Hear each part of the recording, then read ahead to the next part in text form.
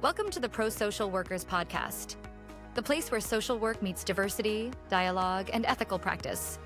Here we offer courses that promote viewpoint and political diversity while fostering human connection. And the best part? Our content is completely free to access.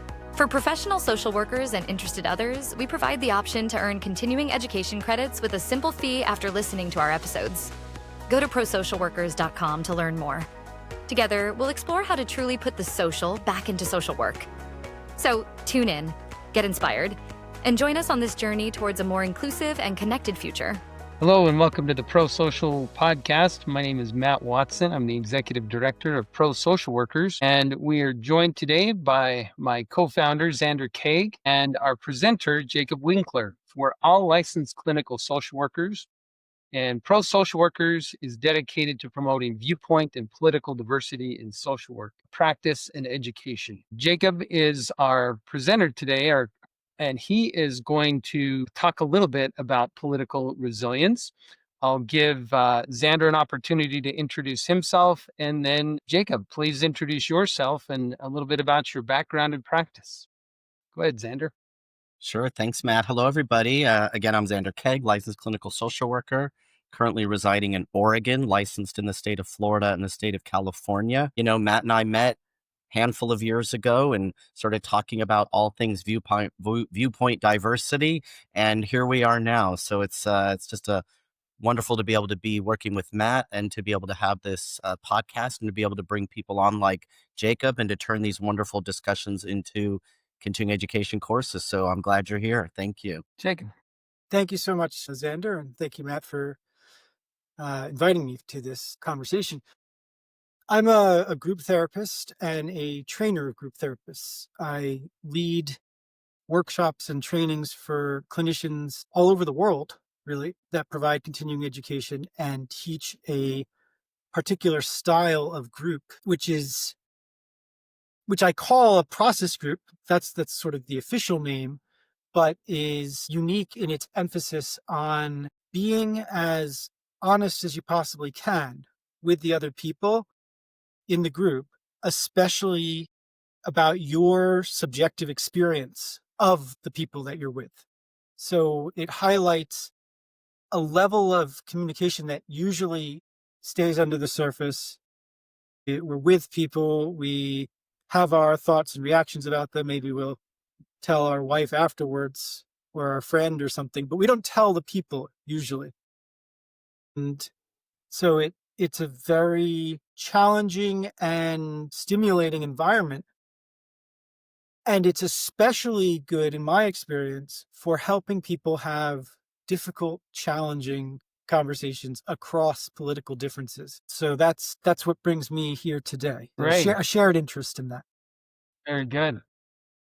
So tell us a little bit just about your background and training. Where did you learn about this, and how did you develop some interest in it? Yeah, I read Irvin Yalom in social work school and was inspired by process communications and was thinking, oh man, it would have been so nice to have someone commenting on the process when I was little and feeling scared and overwhelmed and frustrated and couldn't tolerate really what was happening.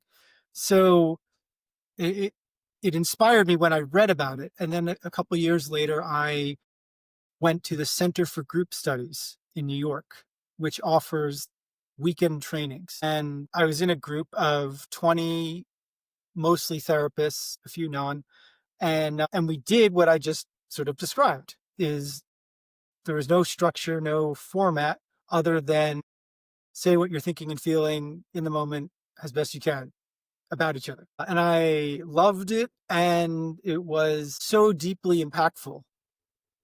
Hearing negative feedback in a way that other people, I'm sure, throughout my life had thought and not said to me, or had said in a way that I couldn't receive and could just dismiss them. It was like, wow, I can be seen, good and bad. The people will tell me what they like and what they don't like. With all of these different personalities, it makes it easier to take it in. And I'm seeing a kind of community that's created by people who like this way of being, a willingness to engage, an inviting of conflict, especially an invitation to complain about the leader, which was so refreshing. And how often do you meet any kind of leader who welcomes complaints and says, please tell me what I'm doing wrong. I really want to know. So it made a tremendous impression on me. And so I've been going to them those weekends every year, 3 times a year, basically, since 2016. Joined an ongoing group in that style at that time, still in that group. And have just been developing the same work in my own practice and now teaching others to run groups like this. That's great. That's great. So you've been doing this for how long, did you say? I started groups in 2016, so almost 10 years. Yeah. Yeah. And so you participate in this group, but you also facilitate these groups for others. Is that right? Right. And I think it's essential if you're going to lead this kind of a group to really pay your dues and even be in an ongoing way in the group for yourself, because the whole thing is, how do you handle intense feelings? It's a space that encourages and invites you to push your comfort zone, to not stay where it's familiar and safe and what you're used to feel things that are harder to feel. So if you're not doing this yourself, I don't know how, people are going to sense, if you're the leader, you're the boss, whatever you're not comfortable with emotionally, people will skirt around. That it would be foolish not to. So, yeah. Jacob, I'm wondering if you've had somebody make a comment or if you've thought about a argument that might come which would be, but those people are having real emotions about something that's real, that's happening in their life, and teaching them to process it isn't stopping what's happening. And so you're teaching people to just adjust to an unjust set of circumstances. You understand what I'm saying? Yeah. I don't think anyone's landed that critique on my door, but so I'm just taking it in. Mhm. I mean, it's really not about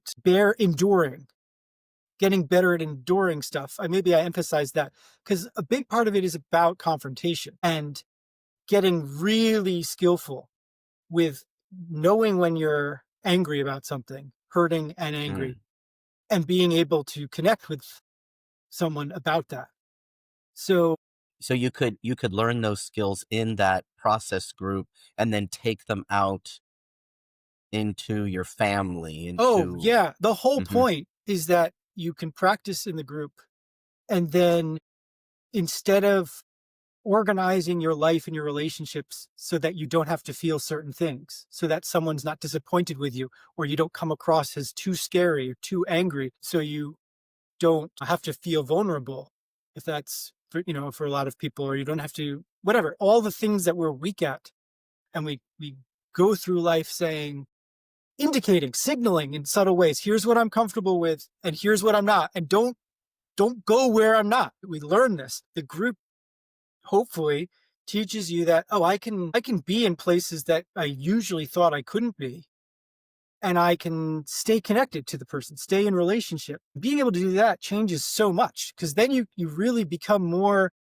the other person also feels like, oh wow, you're like staying with me even though there's an intense feeling. It can dramatically change marriages, relations, parenting, and politics, political conversations, family or coworkers or whoever you're engaging with. Yeah, it's basically the exact opposite of the message that was given by a psychiatrist on MSNBC. Don't go home for the holidays if your parents voted a certain way. It's like the opposite of that. So stay engaged, Right. but find a way to do it. Right. I mean, that don't go home, that's so sort of resigned. And to me, scary and saddening, because it's easy to imagine that if you feel like there's no chance of communication with someone who disagrees with you, that violence is very close. So Jacob, another critique I would assume is, well, what's the point? To what end? Huh. Does that come up? What's the point? Does that come up? What's the point of this? I mean, it must. That would challenge me. I would start pulling out my hair. Oh, man, I've completely failed. If someone I've said, beat you there. "What's the point?" Yeah, both of you, yeah. But wow, what's the point? Yeah. I To mean, what end? I mean, th- I'm coming to this group with you. To what end am I coming to this group to you? so it's for people who get inspired and excited by the possibility of becoming more courageous and more effective in their Okay. relationships. So it's a relationship orientation group. Yes, it's like boot camp or a gym for your relationship skills Okay. and for feeling life more vividly. Because to me, it goes really deep to like meaning, how we feel in the world. If that's limited, then our experience is in this narrow window. So Okay. it's definitely not for some people. And some people might be like, I don't see a point. I don't want to improve my relationships. I don't think about that very much. It's not how I think about my life. And okay, so then it's not for them. It's probably will be helpful for the people who have to interact with that person to to help them deal with that person. They might be drawn to a group like this. So your clientele essentially is coming to you because it's almost like I would envision EAP work, that, you know what, there's something in my relationship with my employer something's not working for me, or my marriage, my girlfriend, my boyfriend, there's something that's not, I just keep sabotaging these relationships that I'm in. Or Or not going home for the holidays because I can't talk yeah, to whoever, you yeah. know. And that could be someone's spouse or kid. That happens a lot of the time, or parent, or Jacob, is there a particular theoretical orientation that this is based in? so there's a yeah. The biggest inspiration is called modern psychoanalytic group therapy. It's a couple generations from Freud. So there's Freud, Hyman Spotnitz, and then Lou Ormont, who is the real genius in my mind.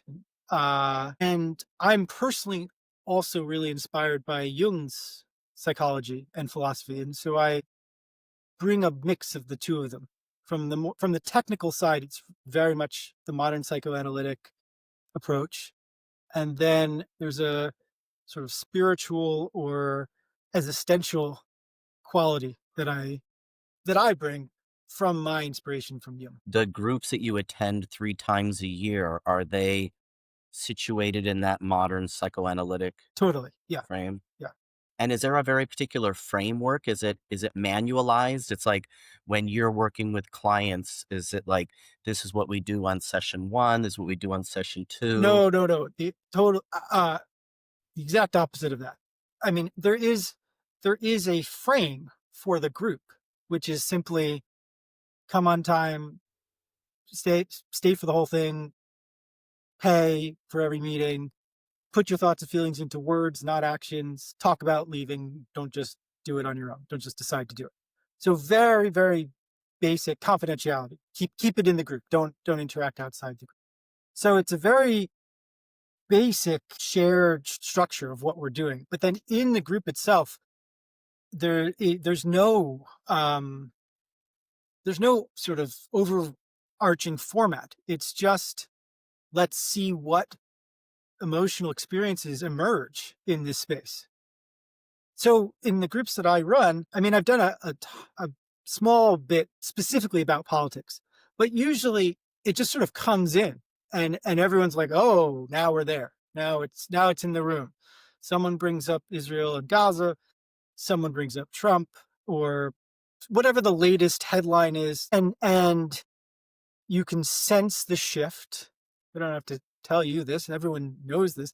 And then there's this question of, okay, what's going to happen? How is this going to be the same thing again? Am I going to go through the same things that I always do to survive these kinds of situations? Maybe there's set roles that people have. Oh, he's the lightning rod and I'm just going to be a wallflower and I'm the peacemaker. And what I'm hoping happens in the groups that I lead and I've seen happen is those roles can get disrupted. We can talk about the impulse. Oh, this is what I'm feeling like doing or what I usually would do. And then we can go deeper to that. So what's underneath? What's happening?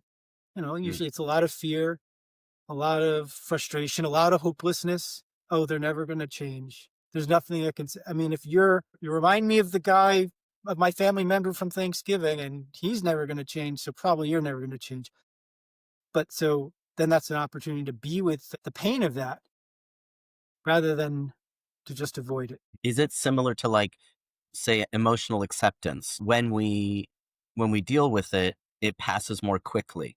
So it's a similar kind of, like, come to this group, process it, and you'll feel better, or you'll know what to do. Like, there's So what I can speak to about that from my own experience in the context of resilience is I can, like, when I'm in a conflict with someone and I can easily feel shame and like powerless and resentful and kind of totally incompetent, ineffective. And for a big part of my life, I just would sort of avoid situations where it was likely that I would feel that. And what's happened for me in group week after week is I felt that with people and something else happened.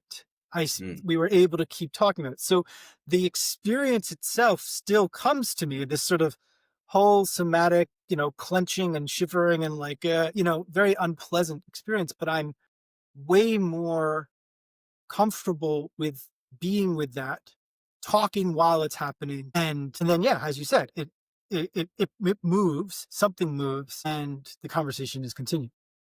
Mm-hmm. So tell us a little bit about success. What does success look like in these groups? Yeah, I mean, I really like that question. And especially on the theme of political resilience, I think so many of us, if we are not going home for the holidays, dealing with this hopelessness and frustration and resignation. And, maybe most of us are sort of well behaved enough that we're not going to act violently ourselves. But there's like this, just this depressing sense of powerlessness. And so success in a group like this is that you feel like, I know that even when I'm talking with someone and what they're saying scares me and infuriates me, and they are going to vote tomorrow and give money today to the people who are going to hurt me and who I care about. And you have this sense of, if only I could change their mind right now, I could spare my loved ones pain tomorrow. Like this, the stakes are like all the way. And I don't want to be a bystander to this. And I don't want to miss this opportunity. And I don't know what to say at all. Nothing I've said before has helped. So all of that, which usually I think shuts people down, if you have the sense of, I can feel all of that, I can be with the person and I can take the time I need to talk about each part of that experience with the other person. I mean, and the group helps this happen. And so then you have the sense of, it's much more likely that I actually can influence someone who disagrees with me. And of course, the converse of that is be influenced by them. So if success, especially from a political perspective, in my perspective, I don't want to edit that out saying perspective twice, but whatever. You can do that. Here, let me mark it. There we go. Okay, there we go. In my book, political success is you're no longer feeling powerless because you feel like no matter how horrible, evil, deranged, whatever the other side is, I can talk to them and there can be an exchange of ideas, of influence and impact. So that's a big win. to me, that's a huge win, is if you can feel like, yeah, the other side might be winning right now, or just won, or it might be, I might be married to, or might be in my family, but I can be with myself while engaging with them. And sometimes that might mean taking the breaks that you need, but you can take a break and come back. And that leads to much less existential, sort of politically inspired fear and anxiety. Yeah. Okay, so I want to reflect back to you what I heard and see if I'm catching what you're throwing or picking up what you're putting down. So, if I'm anxious in the context of this relationship, success is being open to influence, but inviting others to also be open to my influence, to existentially accepting these differences, this diversity of perspectives, of thoughts, feelings, priorities, preferences, and recognizing that success is continuing in this relationship, that going away or destroying one another is not in our mutual interests, that we are friends, that we are family, that we are citizens, that we're different, and yet those differences can enrich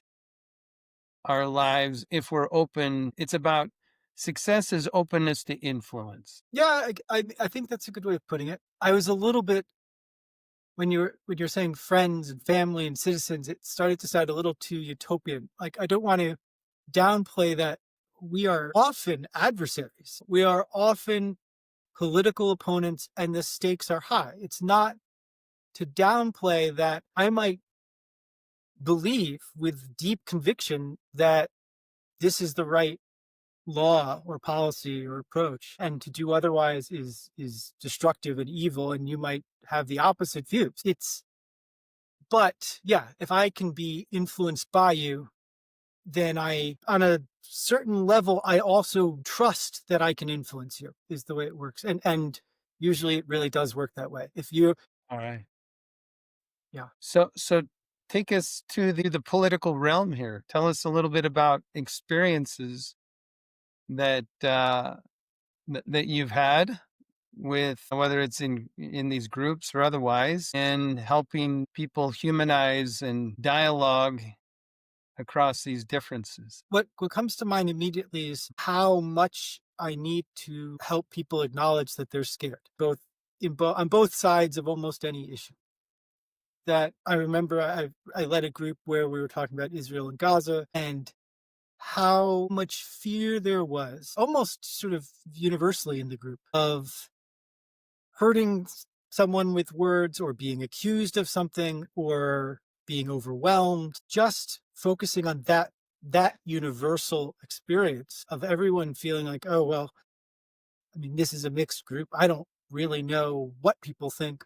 I'm gonna take the risk to say some of what I'm thinking. And, you can just see non-verbally everyone's tightening or withdrawing or demonstrating their increased anxiety, and helping people to name that is immediately settles it a little bit. I mean, some people still say, look, it's too intense for me. I can't participate in a conversation. I can be on the call, but I can't say anything, and don't talk to me, is what I remember from one, which, okay, let's, keep coming back. Just sit at the table for now and keep coming back. And yeah, I mean, at the time, in that specific case, I thought that it was appropriate to let this woman just sort of be present, just be. Someone else, I might try to help participate more or give more voice to what was going on that one. A lot of times in the groups, people will come in angry about a news item or something that's going on in the political world. At first, there's a kind of assumption that everyone agrees with them. And it can almost feel kind of controlling. Like, I'm telling this story in a way, and you have to agree with me or keep quiet. And so I will often interrupt that relatively quickly and try to get to who are you hoping, what kind of reaction are you hoping for? Who here are you hoping can soothe you when you're distressed like this? Who here are you worried about? Who here are you thinking they better not say anything because I'm just ready to tear them apart figuratively. So I want to bring it to the interpersonal level. And at the interpersonal level, we're just primates. I mean, very sophisticated primates, but there's a universal kind of anxiety of, I care about you, I'm frightened of, I hope that you will comfort me. I want you right now, you are representing the enemy and I want to just hurt you or ignore you or do something. The more we can get to that level, the less we actually talk about content usually. It's not about debating in these groups.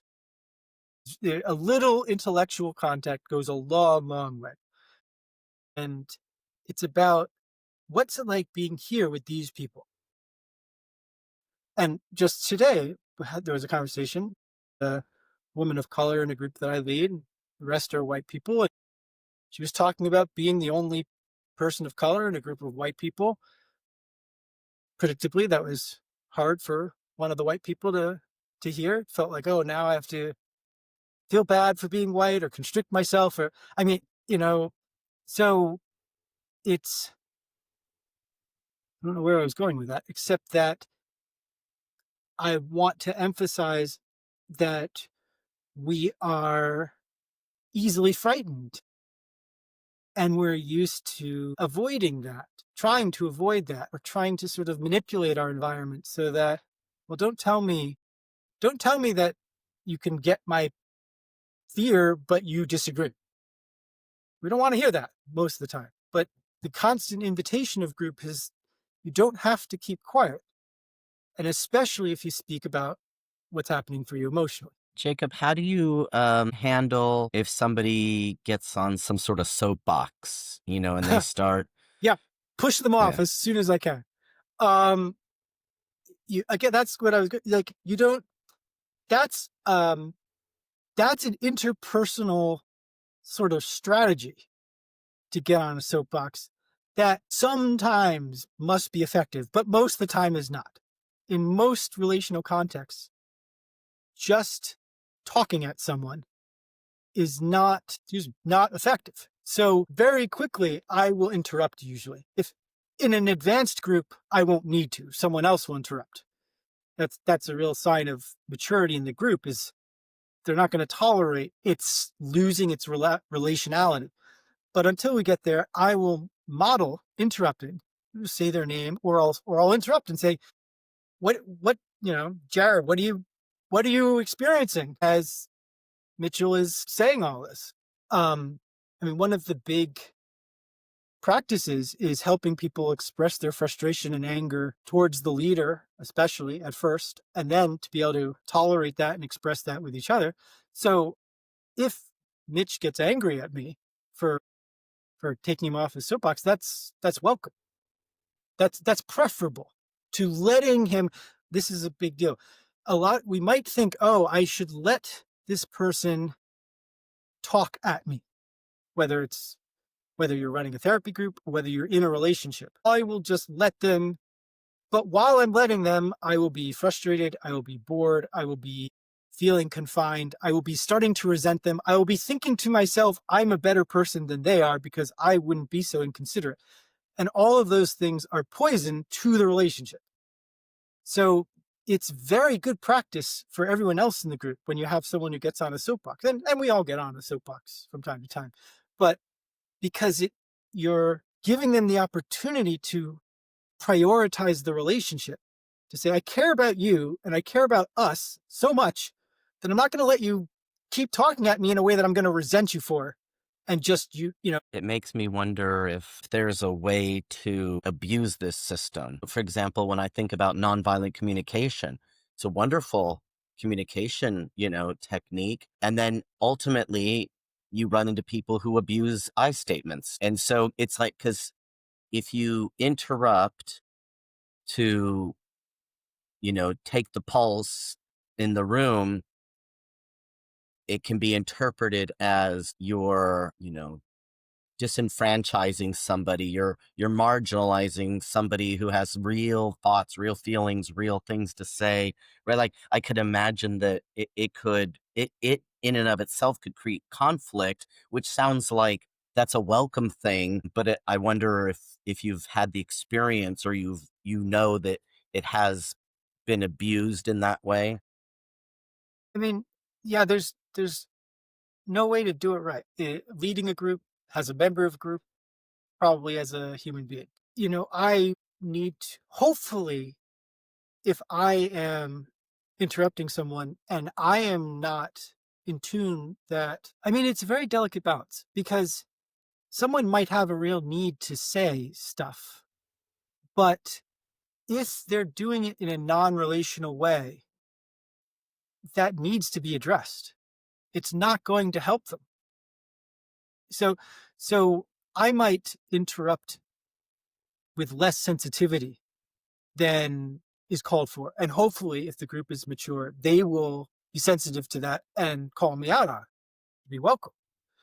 But I don't think it's good for someone to, in a way, hold other people hostage conversationally, no When you matter say how poignant. non-relational, are you meaning when a person's talking, they're just going through a litany of the news they read that day, or they're just spitting out facts and Well, I mean, figures? the biggest indication, it's not so much, it could almost be any content. It's not really about what they're saying. It's, are there other people, and I'll use my own sense primarily, like, well, how do I feel with this person, who feel like they can't interrupt, they can't comment, they can't say, this is too much for me, or can we slow down, or I need to, I need to get in there. I need to, I feel like my only choice is to wait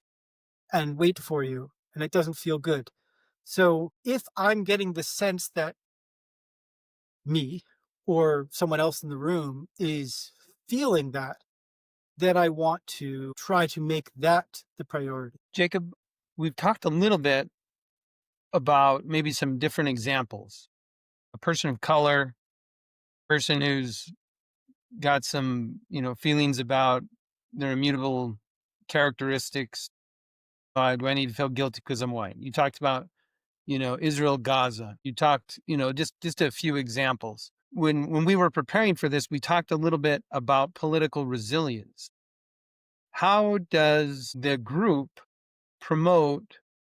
Well, first of all, can you help us understand a little bit about how this relates to, for example, pro-social workers and what we're trying to do to bridge gaps to help promote viewpoint and political diversity in social work, perhaps having conversations between social workers? What does political resilience look like for a social worker? I think many of us get into this profession as a way to be close to other people's intense emotional experiences and not have to have them ourselves. At least for a time, that was my unconscious draw to this. When engaging with colleagues, many of us are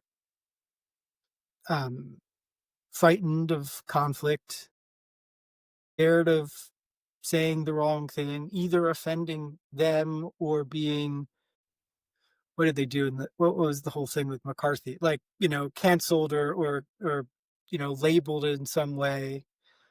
So it's very easy to try to just fit into whatever the frame is of the conversation, whatever the training is or the group that you're in, and not express yourself when you disagree.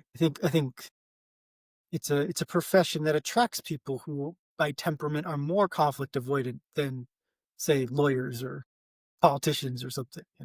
So resilience, political resilience within the social work profession is the courage and confidence to know what your perspective is, especially when it's different from what's being assumed.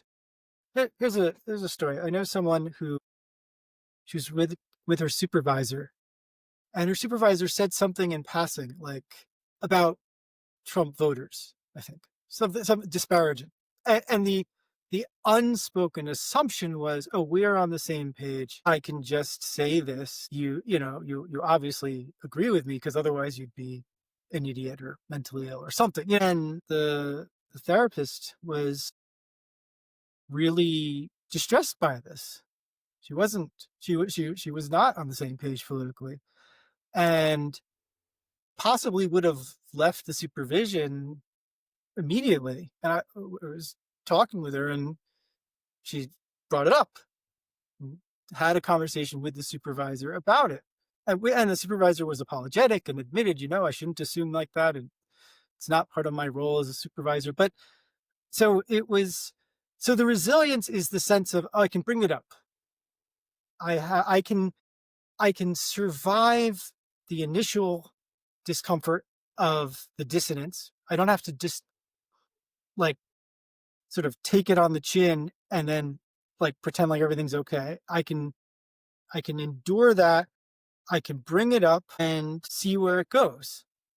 You don't know where it's going to go when you bring it up. But it's way more empowering and exciting to go towards the unknown in that way, and bring it up if you can. Well, Jacob, you bring up a couple of things that we're not really known for being great at in the West, which is unknowing and uncertainty. Yeah. Right? And holding that place and the distress that it brings up. I'm wondering if you can, if you're able to generalize. I'm just curious, like who's drawn to this kind of experience, What these kind of process weirdo groups? signs up for this? Yeah. Because it makes me think of like the encounter groups, maybe even a little bit of clinical pastoral education and kind of the dialogue that they have, right? So it makes me think of, I think in the 80s, there was this very like confrontational drug and alcohol treatment program model. So this kind of something similar, it shows up in different places over different times. So I just wasn't familiar with it in this particular context. Yeah. I want to speak more about who's drawn to it, but I also want to say something about, let's say, the shadow of this kind of approach, which is sort of hinted at in what you were saying. A lot of people think, oh, an opportunity to just be brutally honest, or I'll just say what I think, and if it hurts you, that's your problem. That's my association to what you were talking about, these places that emphasize confrontation as if that's the be all and end all. And the groups that I lead, my focus is on going towards what is difficult for each person to experience emotionally. So for the brutally honest folks, it might be the tenderness. It might be the sense of, I want to think of myself and come across as totally invulnerable. But if I'm being honest, it's painful to think of how the relationships that have suffered because of that. And I have some anxiety and care about what I say to you and how it comes across, even though I want to pretend like I don't, would be far more honest than just, oh, here's what I think of you. So, okay, so who's drawn to this? I mean, I think I attract people for whom this is almost a religious process of, I want to speak my truth in my marriage, with my kids, with my parents, at work, with care, with consideration, and with effectiveness.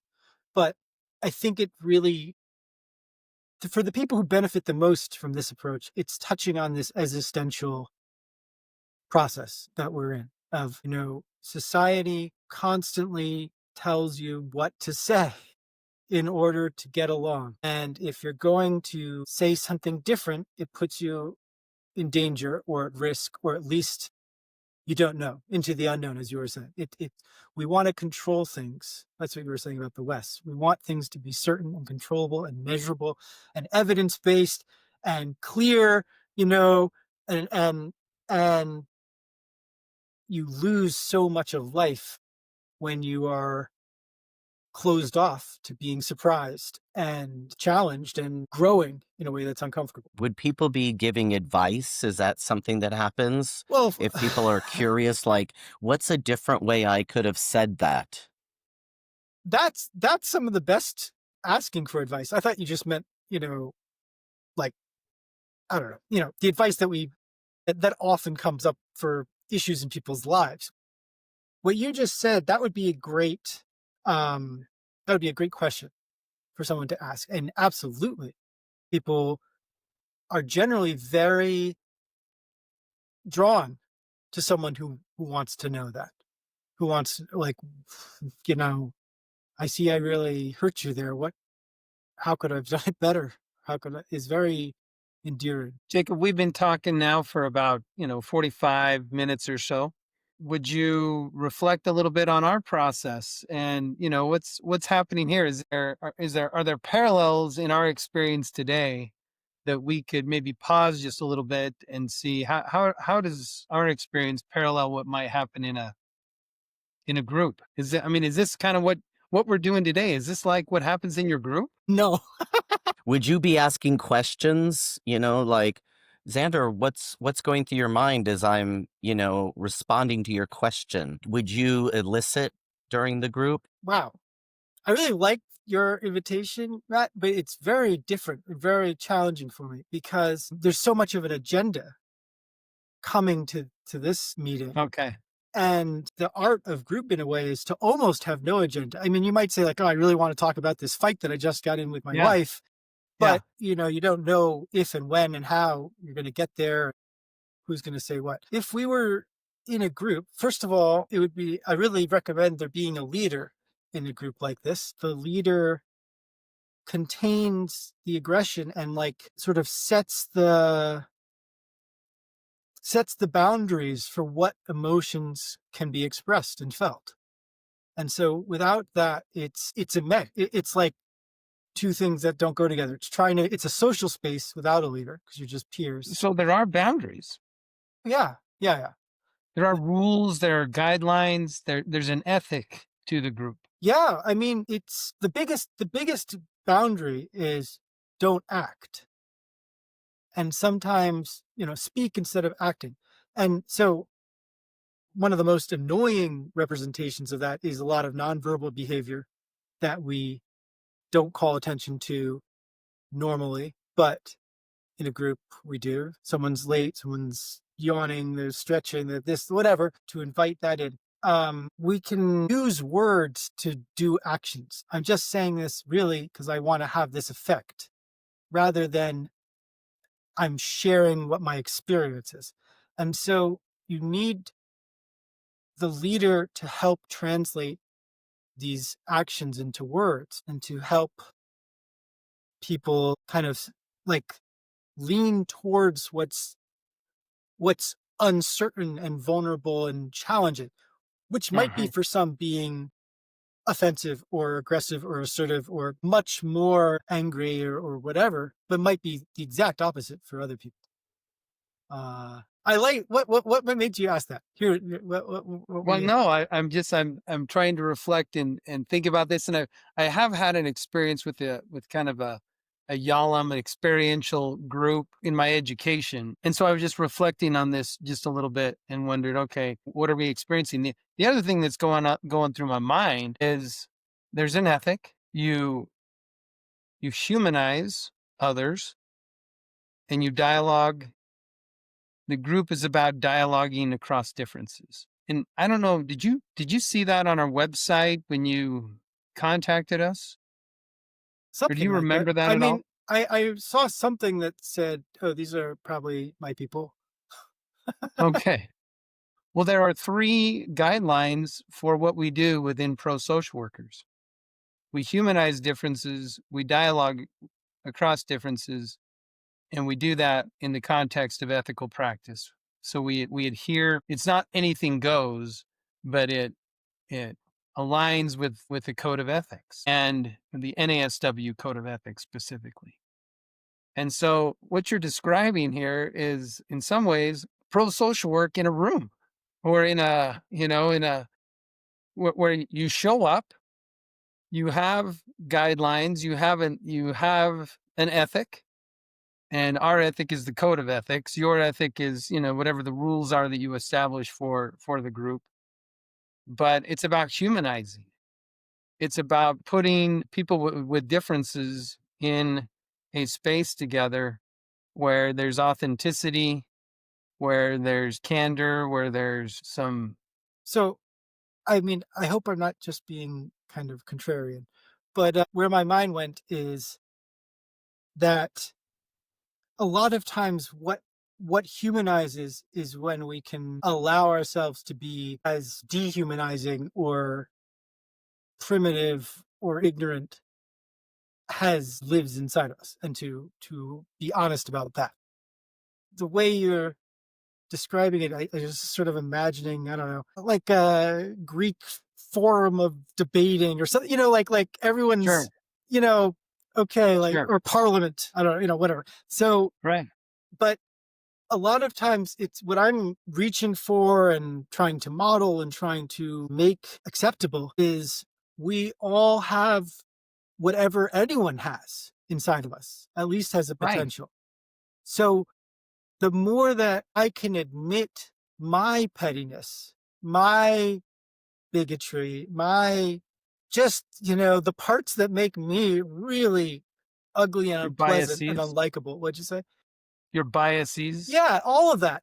That's what opens the door for someone else to be like, well, I have some of that. Like, usually it's Yeah. Well, but there's a differentiation there between the way that I would differentiate that is you have internal experiences going on inside of you that are aggressive, that are primitive, that are, rude or socially, inappropriate, if you will. absolutely. But the difference between that and violence is something that there is Who's something there. driving? What's the difference between that and Yes, violence? great. Who's driving? The more, I believe, the more we are trying to not be primitive, ignorant, bigoted, whatever, the more that's going to come out sideways. And this is so much what I take from Jung. Jung says, the brighter the light, the darker the shadow.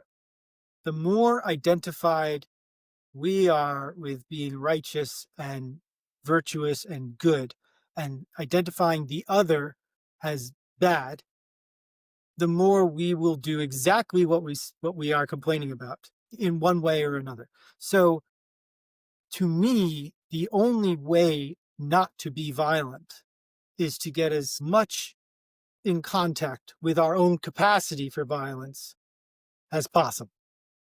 And this is really what I think makes this kind of group different from almost every therapeutic environment I've ever seen or heard people talking about. Is another great quote from Jung, like that people don't become enlightened by imagining figures of light, but by making the darkness conscious, until you can be with someone and be like, oh, you're the devil because you voted for so-and-so and you're destroying this country and you're destroying people I care about and I hate you. Until you can be like, oh, wow, in some ways I am just as horrible as you are. I really hate acknowledging that, but that's what I'm forced to admit in this process.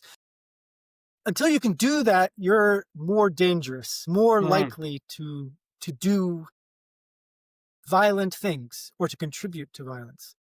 So part of this is some self-awareness, some expansion of your self-awareness, where you're able to recognize and to some degree embrace not just the light, but also the opposite. Therapists are really good at embracing the light. I almost never meet a therapist who doesn't embrace the light. Right. Right. You know, But being able to recognize that the other thing's there. So if I recognize that it's there, I can influence that as well. I can not only influence the light, but I can influence the dark as well. right.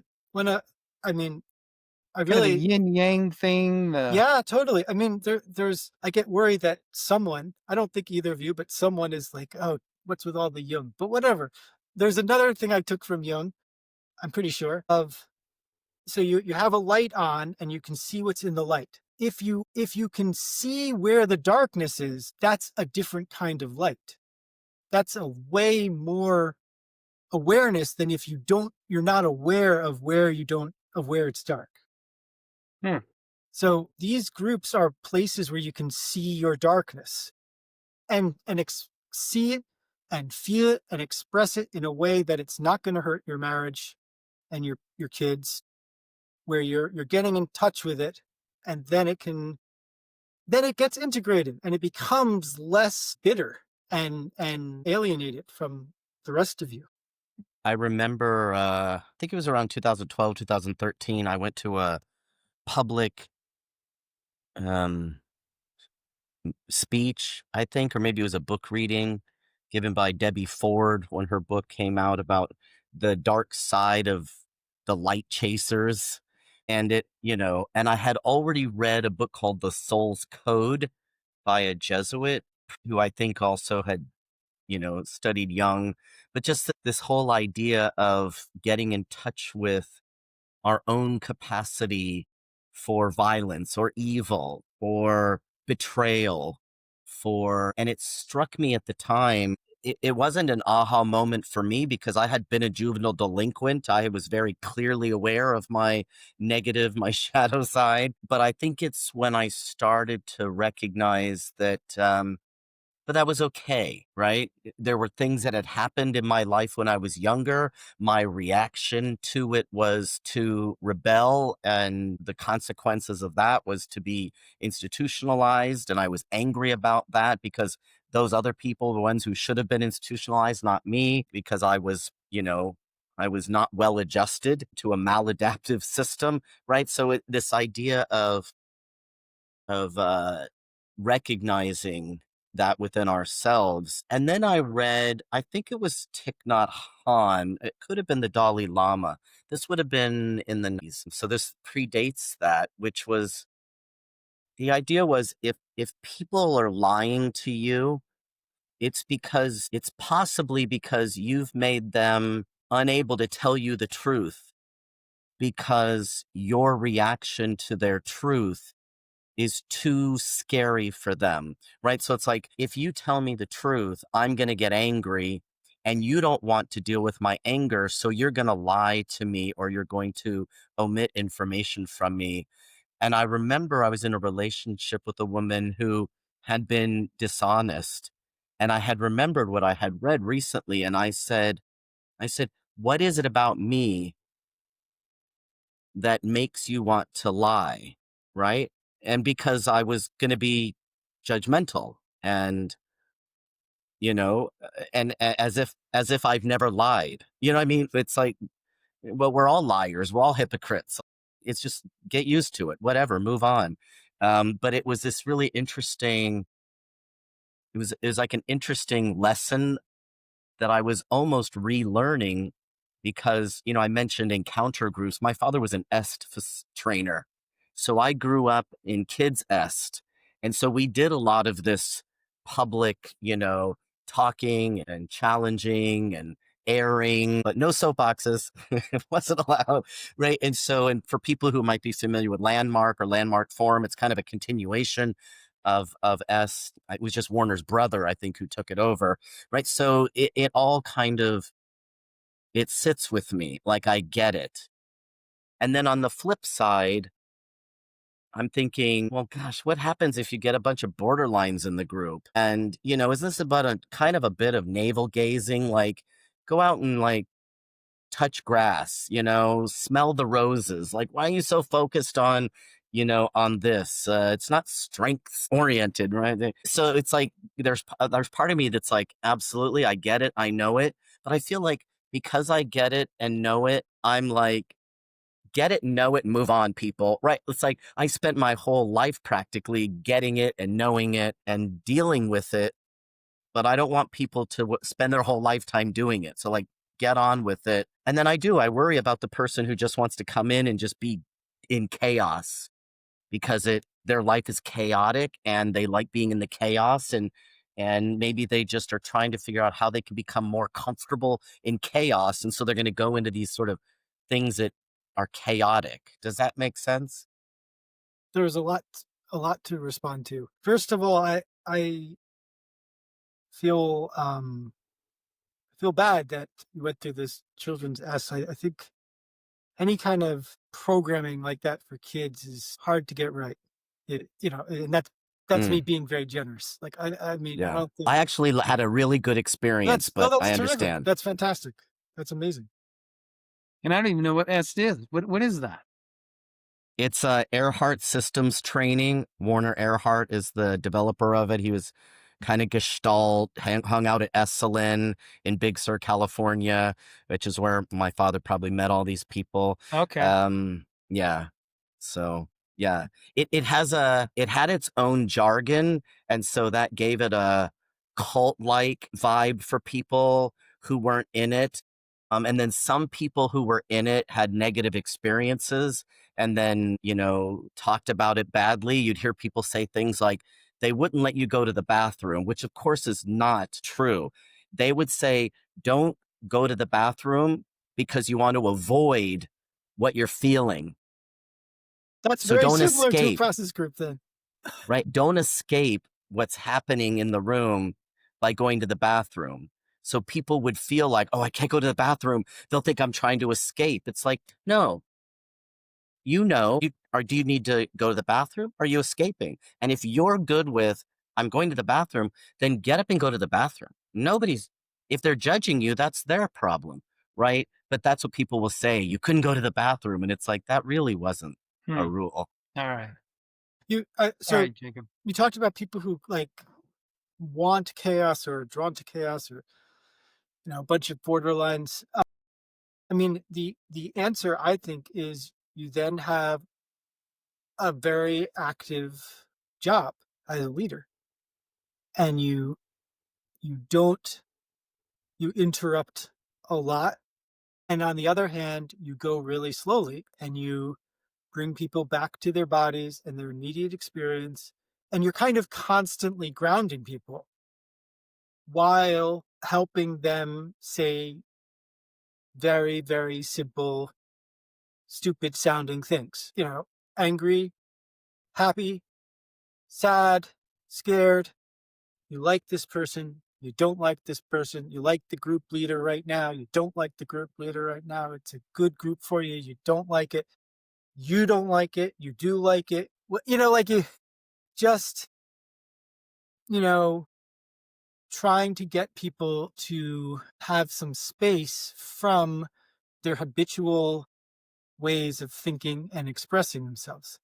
So, my association to borderlines is people who come across as very automatic. They're easily pulled into a way of expressing themselves that's very familiar, often ineffective, but very familiar. So you want to slowly and firmly, but also with care and sensitivity, like not disrupt and interrupt that familiar pattern. So it's if people are bringing in more chaos, then the leader has to compensate with more order for a while. You said you've been going to the groups 3 times a year since about 2016. Is that usual? Like, it's just something people do on an ongoing basis. It's not like it's a 12-week group and then you graduate. Well, I don't really believe in graduation. And I mean, I'm also part of 2 weekly ongoing groups at this point, plan to be in them, I guess, until the leaders die, and then probably find new groups. So for me, it's a lifelong journey. It's always valuable, no matter what I'm confronting in life, and no matter how skillful I might be. Oh, this is something else I can relate to what you were saying. it's always valuable to have a space where I can be honest and hear other people's thoughts and feedback who are not actually directly connected to my life.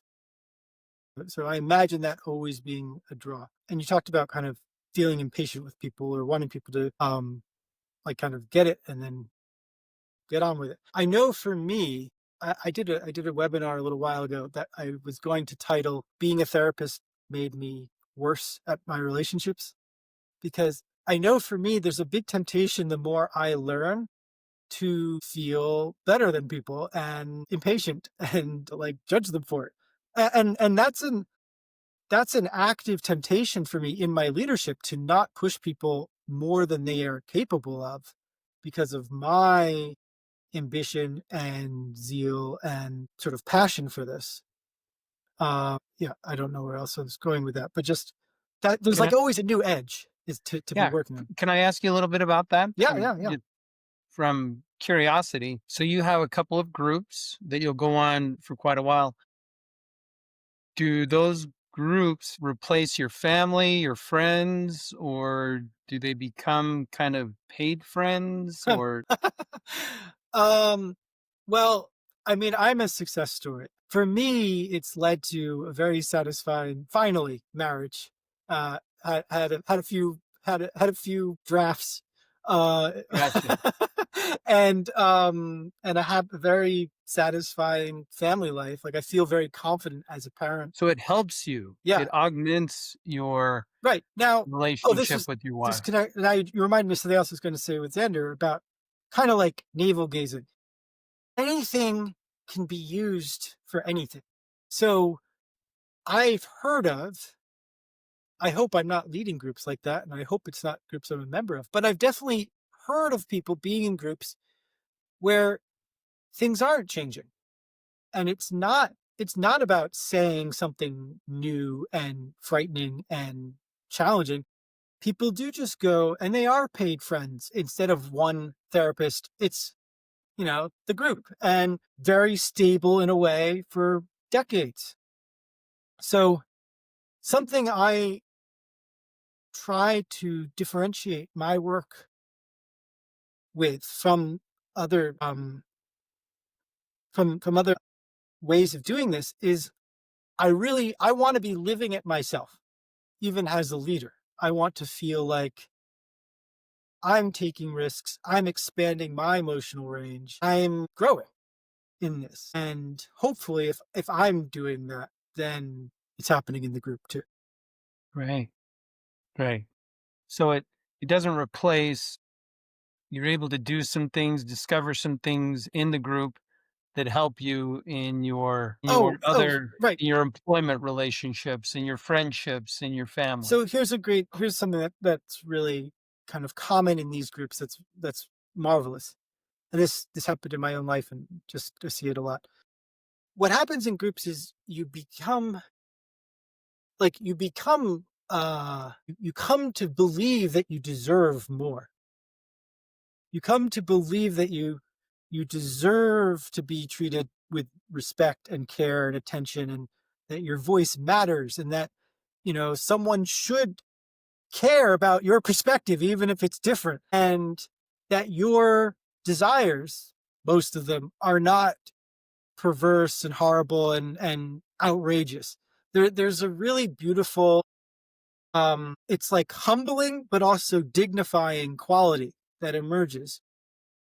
I'm thinking of in the movie The Fiddler on the Roof, where at some point he says, like, even a tailor deserves some happiness. So even a poor tailor, something like that. But it's basically like, look, I might be a sort of frail, mortal creature with all of my faults, and still my perspective matters, my needs and desires matter, and I can move towards that. So what happens a lot of times is your imagination gets excited by a group, and then you want more in your relationships, and eventually you feel more capable and able to go get it. Jacob, are there groups like this that are also set up for couples? Both members of the couple come, or families where, or just family, but like, so What, it's they're their own I group? mean, I've done family therapy like that. So that's more common. I've heard of groups with couples. My preference these days would be to have each member of a couple in a separate group. One of the exciting features of a group like this, we've talked a lot about confrontation and politics, but there's a lot of errors. There's a lot of opportunity to tell someone, I'm attracted to you. This is what I like about you. I'm having a fantasy about you. You can fall in love with people and then fall out of love or stay in love in a very symbolic space, which might be possible with couples, but seems so much harder to do if you have your spouse in the room. To me, I would think the focus would be something different, where it's really more about always about how are you improving your relationship with your spouse, but not just like saying you're speaking your own truth. Yeah, we're just so I can understand. So something that could come up in one of these process groups is that one member of the group might say to another member of the group, I'm attracted to you. I'm having fantasies about you. And that's very interesting. I see all kinds of red lights blaring What are off some of in those my red lights that you see? mind's eye, Yeah. right? Because it's like, well, especially nowadays, right? The idea is that's a safety issue, like psychological safety. And, what if it's, you know, people respond very differently to attractive people they find attractive versus non-attractive, having attraction for them. Like, I mean, let's just be honest, right? If you're an attractive person, even if the person doesn't reciprocate, they'll probably be less angry at you, disgusted by you, want to scream and yell that you're a this or a that. But it's so interesting to think, I'm like, do they come back the next week? Like, So it's like, again, like, I mean, every kind of quote unquote mistake or awkward bad way of doing it happens in these groups, but there's also it's the same with politics in a way. Like a little goes a long way. So if someone just says, if I say, oh, Zander, I like your beard, under the surface I might be thinking, oh, I like your beard, I want to caress it, or like I want to get close to you, like there might be a whole thing underneath that first you'd be like, oh, Zander, what's it like for you hearing that? And maybe you're like that feels horrible. So then it doesn't go further, because your immediate reaction as it's happening, it might be like, I don't like it that I don't like the way you call my name. I feel so just like you're using me just by calling your name. Okay, that's great information for the person who had the courage to flirt with you, however ineptly or like insensitively. That's how they're going through life. So yeah. And then would we process their sense of rejection? yes, and Like, it would just that's kind resilience, is that you can get rejected and keep coming back. Now, some people won't, but if you keep coming back, then you can come again and try again next week. Maybe you'll get a different reaction with someone else, or the same person if you do it in a different way. Or so, people who spend time in these groups, you get rejected lots of times, you get lots of experience asking for what you want, and then even more scary than the rejections, you get lots of times where people are not turned off by you, and then you're like, well, now what? And you get to be in that, which builds the capacity for intimacy, so that you can have awkward moments with your spouse in a much more confident way. That's interesting. In these process groups, does it stay platonic? Like, even if you're expressing, desires, attractions, is there anything that happens, like, I'd like to hold hands with you. What if the person, puts out their arm? Like, does something like that happen?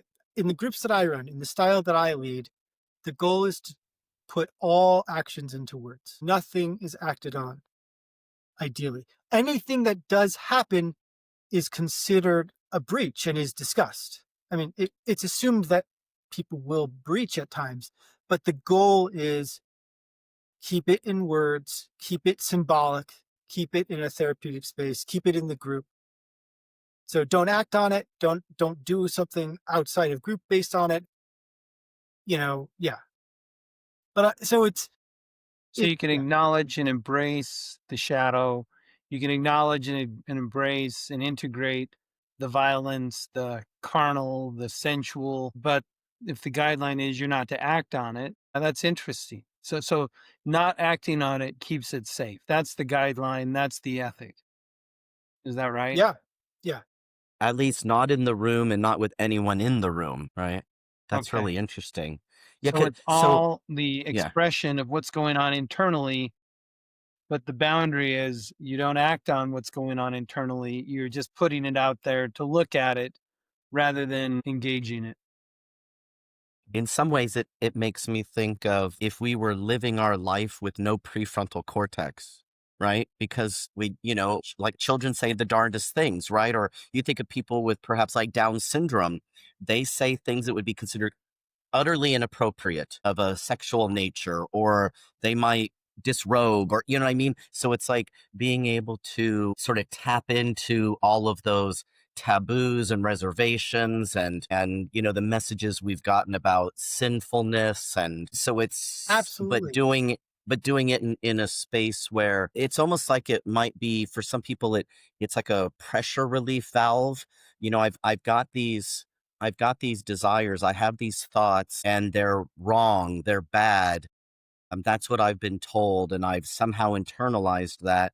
So I'm just going to say them. Start it to a starting point. I mean, so first of all, yeah, I mean, if you think of the price we pay for civilization is we sacrifice the child and the Down syndrome parts of ourselves, the autistic parts of ourselves. The price we paid for what did you say? For civilization, for civilization. to survive family and school and work and everything is, you shut that down if you can. Inhibitions. Yep. Yeah. So what this can do is it makes that part alive inside of you. So you still function as an adult, but now your inner life is very vibrant and fresh and creative. And so the first step might be, okay, I'm going to disinhibit myself in this group, like you were saying, Zander. But then simultaneously, you're also building, how are people reacting to this? It's not just like run around naked or like do whatever you feel like. It's also take in how people are responding. They can tell you when they don't like the thing that you're doing in whatever language they have at the moment. So you're constantly building the part of you that's totally fresh and strange and perverted and whatever, creative inside, and the adult part that's like, oh wow, I get how it might come across, or I see how it's affecting you. And when we talk about this in the political context or just viewpoint diversity context, it's like, so maybe a person has within the group a minority view, and the response to whatever they're saying is they might interpret as a negative response. It's not, is the goal for them to just sort of learn that you can say what you want to say here and people aren't going to accept it, and then other people are learning I can be in a room and I can be around people who express things that I don't like.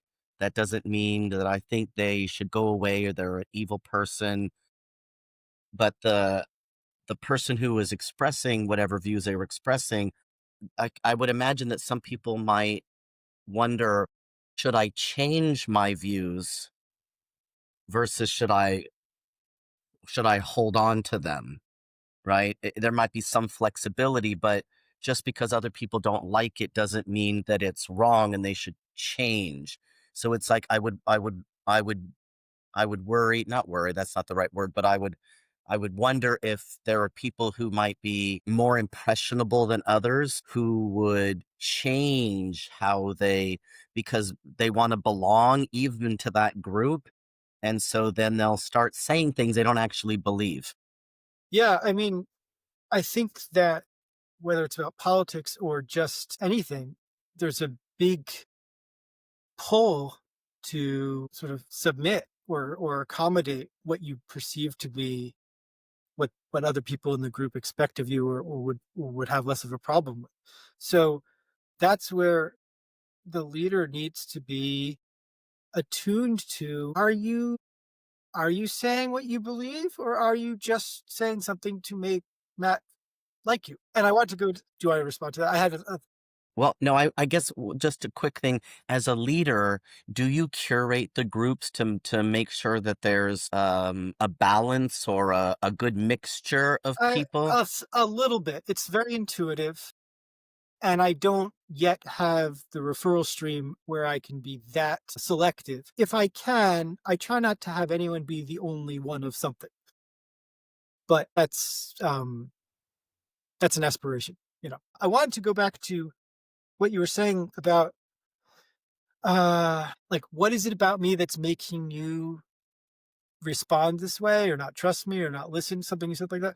It was why are you lying to Lying me? to Is me. there something Right, about right. how I might Right. react? So I think there's a great opportunity for people with minority views in a group like this, especially, potentially in any group, but definitely in this group, to get more aware of the emotional effect they're having on the other person, ideally without giving up their views.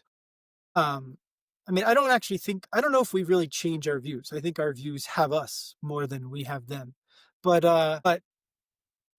but someone who, I mean, there must be some limits to this, but I have a kind of faith or a belief that if you're really sensitive and attuned to the person you're with, you could almost have any view, because you're constantly gauging what the other person is prepared to hear or listen to. And so that could make someone with minority views way more persuasive, way more effective over time. By not, instead of it just being like, oh, I've said this thing, you've had the response, I knew you were going to have it, this always happens. If they can be like, okay, well, that didn't work, I'm going to try something different next week, and do that a bunch of times, and then they'll get to a place where they won't be shut down by the other person's predictable response, and they'll be able to repair quicker. Oh, so we may disagree about this, but I don't need to push that point right now. I see that I've scared you, or I see that you're, something's come up for you, and I want to, that has more, the more you prioritize the emotional, that's the whole thing.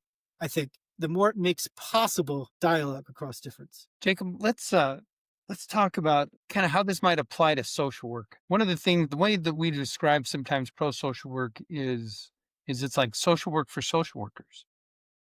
If we were to create a process group for social workers, where social workers with diverse viewpoints, where we could come together and work some things through, and then maybe go out and, operationalize some things that, I guess what my question is, what would this look like if we were to create a process group for social workers? So my first immediate thought is how careful you'd have to be about there's no consequences for what you say here.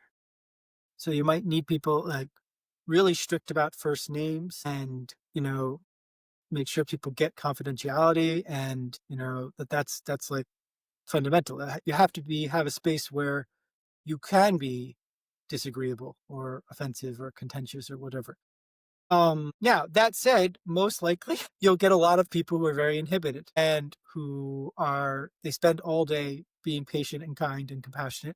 This happens to me all the time because I do all this training with therapists, not even about politics, and that it would take quite a while or some real provocation to get people to trust that they could express parts of themselves that they're not usually expressing.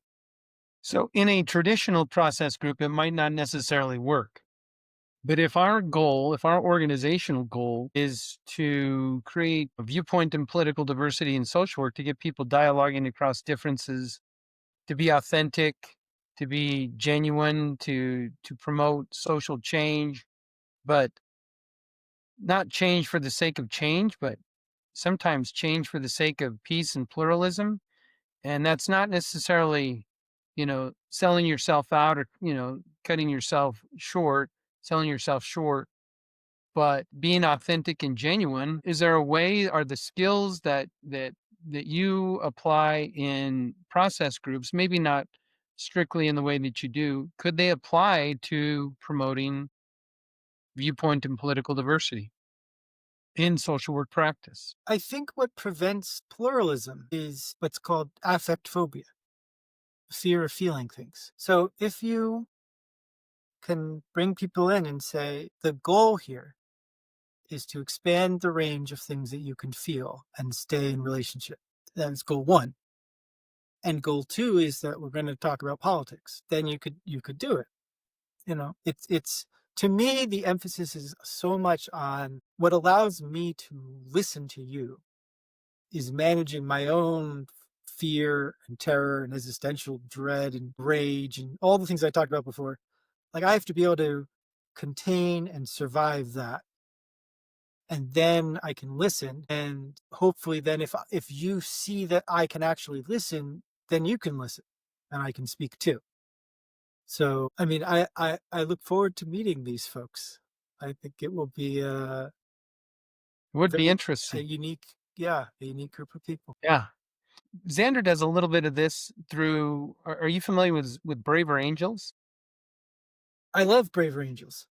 All right. Now, I don't participate as much because it's not, I haven't found it as, I'm actually, like, for someone who's doing all this political stuff, I'm not that interested in politics, I'm coming to discover. So it's sort of like kind of thrust upon me, but less because I really want to get into the weeds on particular issues. So I actually find a lot of the debates, like, once we can just talk to each other, I'm kind of like, you'll figure it out. Like, whoever's got more statistics in their binder, like, you'll figure it out if you can talk to each other. And yeah, I lose interest in many of the particular issues after we get that initial bit of, like, are we working together or are we trying to destroy each other? Uh-huh.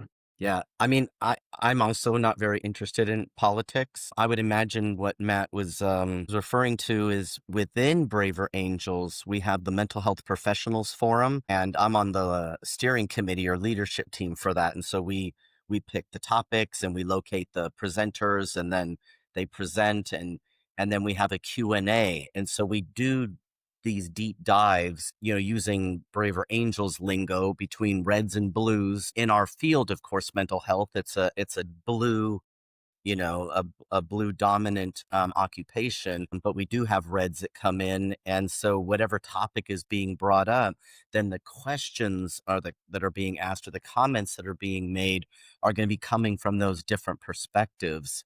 And so it's really wonderful. Matt and I have presented there. Matt's going to be coming back to present with someone else, I believe, next year. Maybe, I could talk to you if you think that might be something interesting I to would love do a to. presentation for Yeah, us. I mean, Because it's not the debates. I mean, I don't do the debates either, although I did start an LGBT caucus within Braver Angels called the Equality Caucus, and we're holding a pilot debate just for our members, sort of to test it out. And we did the same thing with the Finding Common Ground workshop. We did it just for our members. So we're kind of testing these things out to see if they'll work in this I would love context. to be leading process groups for Braver Angels. I haven't I haven't put in the work to become known in the community. I've been a Yeah. member for a long time, but I just, but Right. I would love to do this kind of what I've described Yeah. here with them.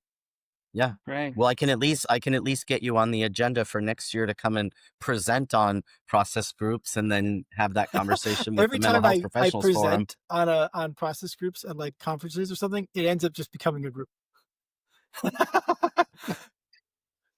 There It you will be go. good. I guess I just would want enough time. I mean, I've Hmm. started to be Yeah. concerned that trying to do this experience in 50 minutes uh, Hmm. doesn't do it justice. So, Yeah. Yeah, we go 90 minutes, but I think the presenters get probably about 70 minutes of that 90 minutes. well, a 70-minute group and a 20-minute discussion afterwards would be fantastic. Yeah, it'd be more like 45 and something, because it'd be like, right, because we have a time frame, and then people drop off after an hour because they have clients, so they go off. But Right. yeah, we could definitely talk about that. I wanted to just loop back around to something that we were talking about in the beginning. I asked a question about theoretical orientation, and it sounds interesting to me because there's this amalgamation of analytic, existential, Jungian, somatic, and probably some other things. It's very, and is each group different? Like your group's different from another group? Or is there a basic container or framework that they all have? Or is this blend going to show up in I don't all of think, them or most of well, them? modern analytic approach prides itself on drawing from all kinds of things. So there's probably going to be some somatic in all of these groups. All of these groups will have the common themes of put your thoughts and feelings into words. We're trying to invite sex and aggression, and we're going to try to talk about what we're thinking and feeling about each other. There will be a lot of variety in how, I don't know, intensely or passionately the leader actually does that. I think of myself as I'm striving to be as much as possible in this almost altered state of a here and now encounter. Uh, and that other groups might be having here and now anywhere from 10 to maybe 50% of the group. 50% would be extraordinary, wonderful. And I'm trying, I'm like, oh, can we get 60? Can we get 70? Can we, how, like, so that's a sort of unique passion or obsession of mine. But I yeah, have a question about this sex and aggression, because it's like you've touched on it, but this is the first time hearing it's like stated so explicitly. The question that immediately came to mind is, are there more men than women in these groups? I seem to attract more men than women, but in general, there's much more women. Yeah, yeah, that's interesting. Where would somebody find a group in their local area? Is there like a website that has all the groups around the world? Uh, And where would that be? so there is the AGPA, which the American Group Psychotherapy Association. There's something international. I don't know it offhand. The AGPA has a directory of trained group people. Something I want to create is my own directory of people who share more the emphasis on cultivating courage.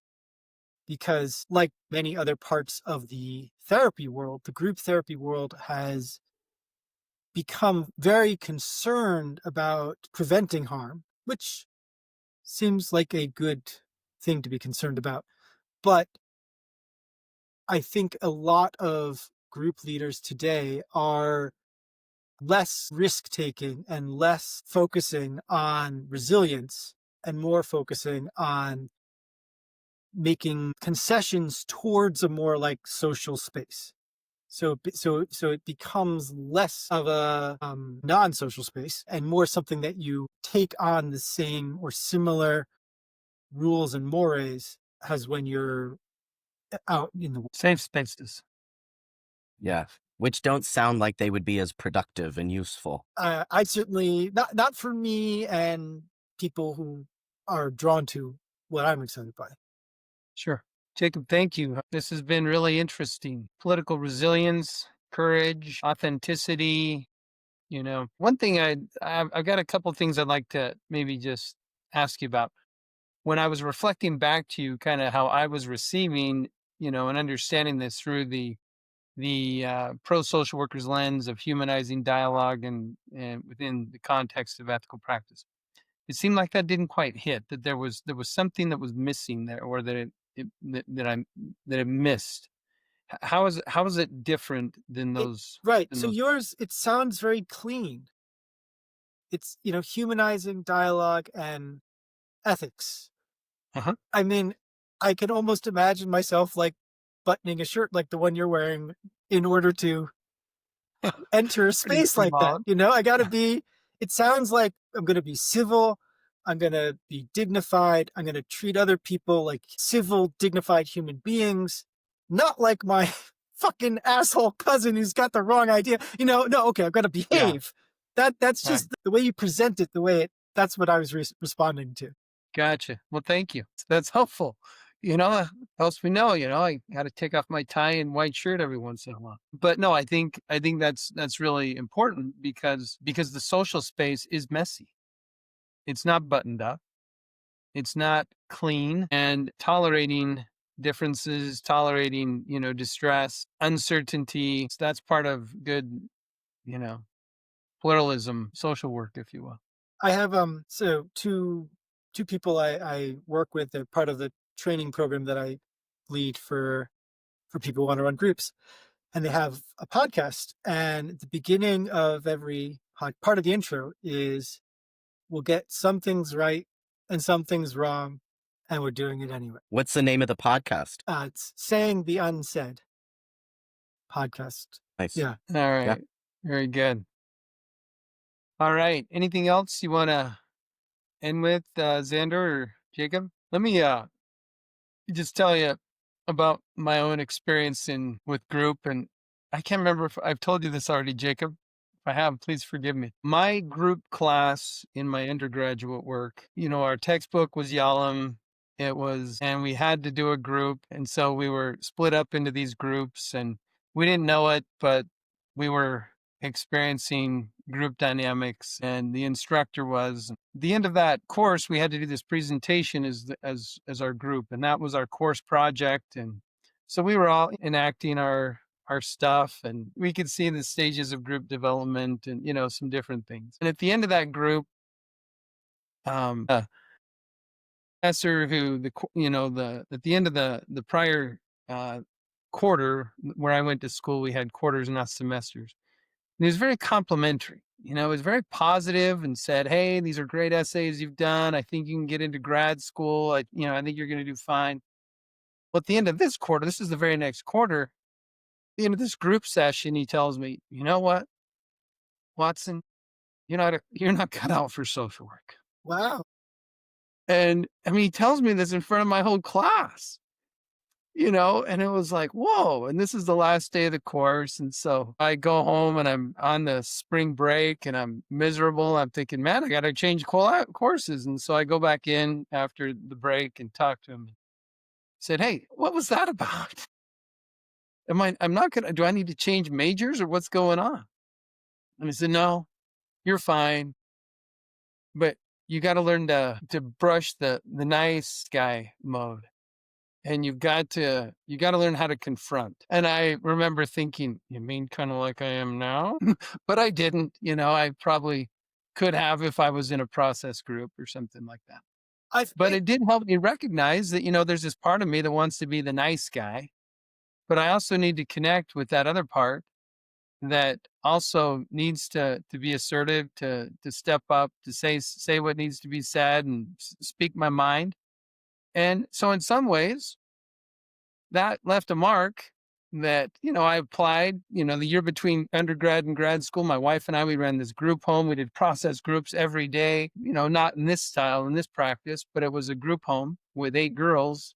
And we had a lot to talk about. Learned how to do some groups. And I really feel like there's great power in the groups, because that's where oftentimes it's really easy to enact your stuff, if you will. And there's a lot of insight that can come from the groups. So thanks for that. But what I wanted to just highlight is, to some degree, a group experience contributed to learning how to confront, and not necessarily aggressively, but say what needs to be said, speak up, and ultimately that built a bridge between Zander and myself, and that's the genesis of pro-social workers.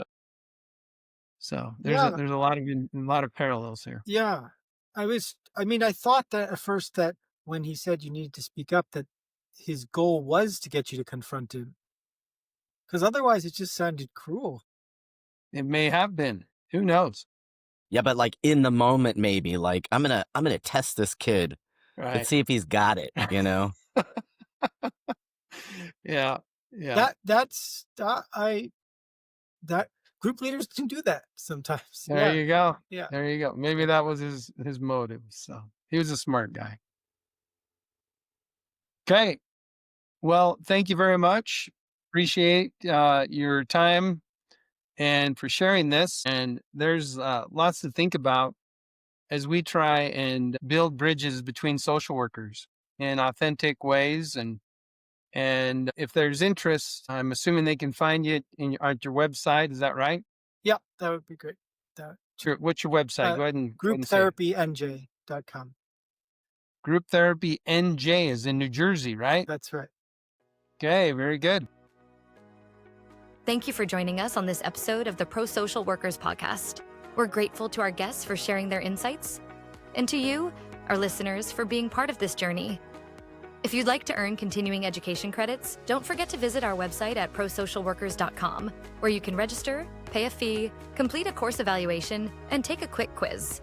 We look forward to having you with us next time as we continue to explore how we can put the social back into social work.